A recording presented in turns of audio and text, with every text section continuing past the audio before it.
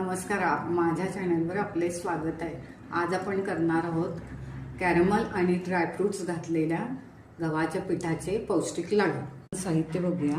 1 वाटी गव्हाचं पीठ, 1 वाटी साखर मी मिक्सर करून घेतलेले आहे, त्याच्यातच वेलदोडे घातलेले आहेत। पाव वाटी तूप आहे, इथं काजू आणि बदाम यांचे तुकडे करून घेतलेले आहेत। मी पॅनमध्ये तूप घालून घेतलंय, त्याच्यात आपण गव्हाचं पीठ भाजून घेऊया।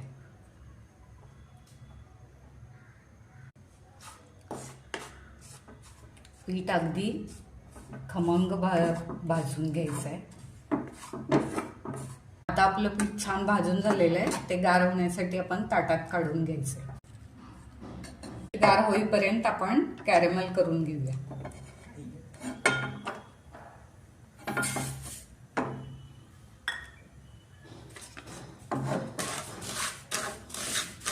साखर विरघळलेली आहे, त्याच्यात आपण काजू आणि बदामाचे काप घालून घ्यायचे आहे। एका ताटाला तूप लावून घेतलेलं आहे, त्याच्यात आपण हे मिश्रण काढून घेऊया। आपलं कॅरमल गार झालेलं आहे, आता याचे तुकडे करून मिक्सरमधून बारीक करून घ्यायचे। पण खूप बारीक करायचं नाही, थोडंसं असं भरड करायची याची।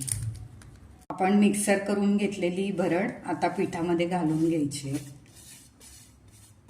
मिश्रण एकजीव करून घ्यायचं आहे। आता आपण यामध्ये पिठी साखर घालून घेऊया। आपलं मिश्रण एकजीव करून घेतलंय, आता आपण लाडू वळूया।